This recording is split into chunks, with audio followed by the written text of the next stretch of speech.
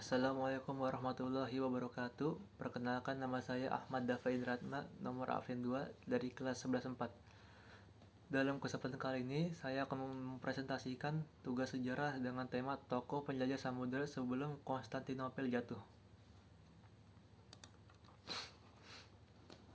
Sebelum jatuhnya Konstantinopel pada tahun 29 Mei 1453, banyak penjelajah samudera yang melakukan ekspedisi penting yang mempengaruhi perkembangan dunia. Mereka menjelajahi samudera untuk mencari rute perdagangan baru, memperluas pengetahuan geografis, dan menyebarkan pengaruh budaya.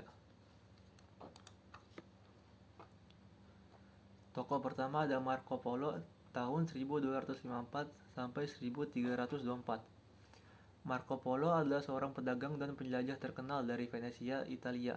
Lahir dalam keluarga pedagang yang kaya, Marco Polo melakukan perjalanan yang luar biasa ke Asia bersama ayahnya, Niccolo, dan pamannya, Maffeo, yang membawanya melewati dataran Eropa dan Asia, hingga ke istana Kubilai Khan di Cina. Pencapaian terbesar Marco Polo adalah perjalanannya yang panjang dan penuh petualangan ke Asia, yang kemudian ia catat dalam buku Il Milione atau yang lebih dikenal dengan The Travels of Marco Polo. Buku ini memberikan pandangan yang luas tentang berbagai kebudayaan, geografi, dan kehidupan di Asia pada masa itu, yang sangat berbeda dari apa yang diketahui orang Eropa. Il Milione menggambarkan kota-kota besar seperti Beijing, berbagai kekayaan alam, dan kekayaan budaya serta teknologi yang ada di timur.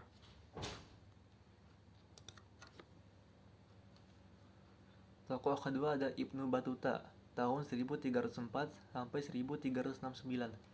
Ibnu Battuta adalah seorang penjelajah dan cendekiawan muslim dari Maroko yang terkenal karena perjalanannya yang ekstensif dan rinci.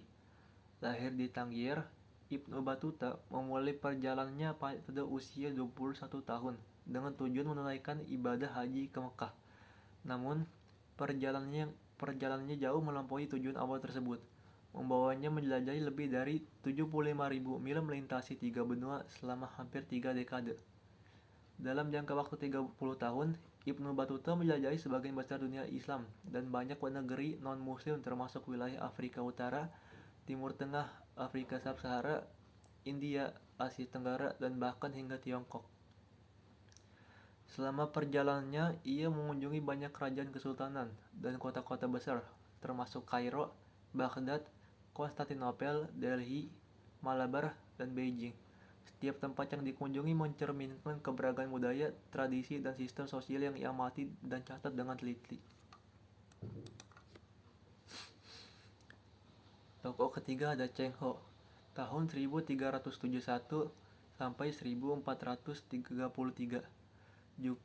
Cheng Ho juga dikenal sebagai Zheng He, adalah seorang laksamana, diplomat, dan penjelajah terkenal dari Tiongkok.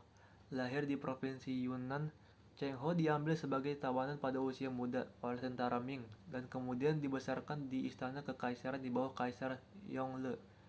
Ia menjadi seorang perwira militer yang dipercaya dan diberi tugas memimpin beberapa ekspedisi maritim terbesar dalam sejarah Tiongkok. Pencapaian terbesar Cheng Ho adalah memimpin 7 ekspedisi besar dari Tiongkok ke berbagai wilayah di Asia Tenggara, Asia Selatan, Timur Tengah, dan Afrika Timur antara tahun 1405 dan 1433.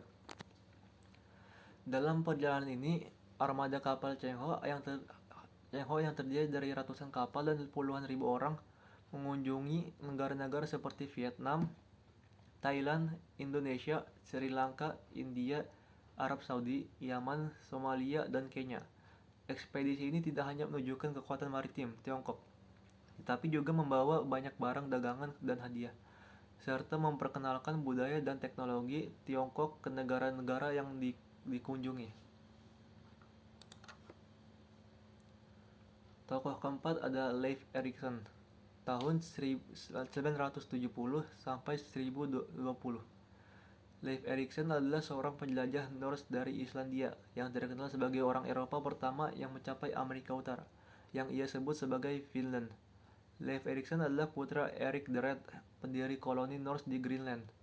Ia tumbuh besar dalam budaya Viking yang kaya akan petualangan dan eksplorasi. Pencapaian terbesar Leif Erikson adalah penemuannya terhadap Vinland, yang diperkirakan berada di pesisir Atlantik Utara, Amerika Utara. Kemungkinan besar di wilayah yang sekarang dikenal sebagai Newfoundland, Kanada. Menurut Saga Islandia, Leif Erikson melakukan perjalanan dari Greenland ke Finland dengan sekitar tahun 1000 Masehi. Selama perjalanannya, ia dan krunya menemukan tanah yang subur dengan banyak kayu dan anggur liar, yang berbeda dari kondisi keras Greenland dan Islandia. Dampak dari perjalanan Leif Erikson sangat signifikan karena memberikan bukti awal tentang hubungan antara Eropa dan Amerika jauh sebelum kedatangan Christopher Columbus pada tahun 1492.